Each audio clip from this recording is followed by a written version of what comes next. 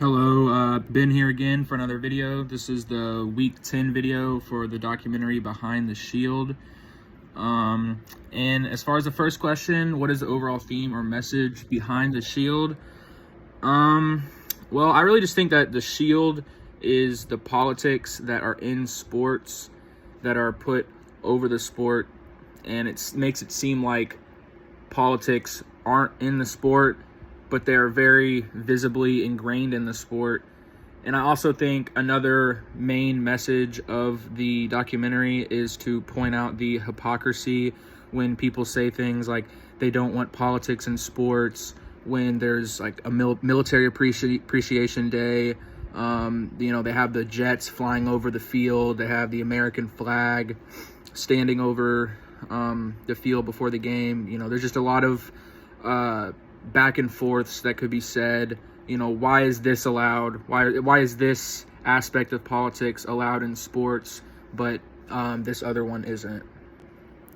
Two things that I found in this documentary that I think could be directly tied to Howard Bryant's description of the heritage was when Zurin was talking about Abdul Rauf, the black Muslim basketball player who did not go out for the national anthem because he felt like it went against his beliefs, and Bill Russell, who was another black basketball player.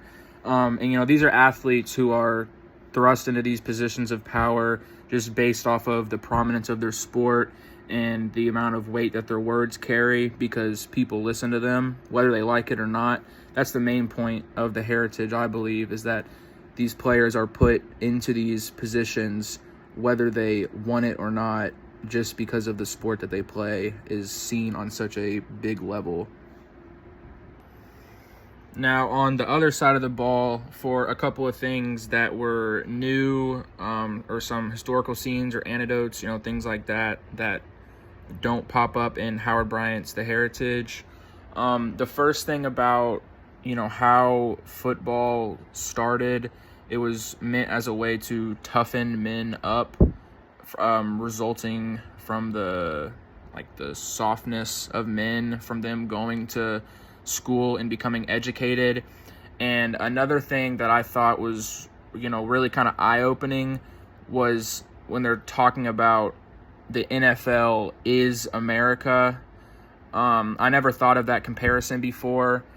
And the one thing that really kind of cemented that was when they had Trump up there talking at one of his rallies, and he was saying that NFL has become soft like America has.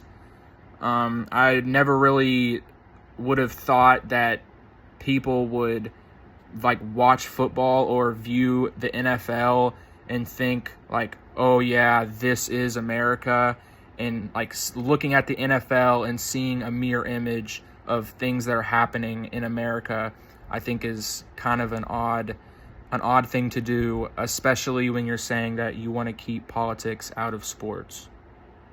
Reflecting back after watching this documentary, I would say that I overall thoroughly enjoyed it. It's a lot easier to understand the message that they're trying to convey when you're seeing what they're talking about, as opposed to just reading about it, as when Howard Bryant is writing. I would say that one of the things that really just kind of stuck out to me is when they're showing all these military appreciation things at the games. You got the soldiers rappelling down from the rafters, and you got, I don't know, the officers dropping the opening puck at the NHL games. And you see these things when you go to sporting events. They might have all the people that served in the military stand up and have everyone applaud for them. There's nothing wrong with that in theory, but when you have those type of things going on, but then you tell someone they can't kneel because people in their community are getting killed by police officers, it's not really fair. Why is one issue put on a higher pedestal than another? And another thing going along with this, just kind of with current events, Joey Bosa just walked into an interview with a MAGA hat on, and I didn't see Fox News telling him to shut up and dribble or anything like that. It's just something kind of interesting I noticed that I thought I might add.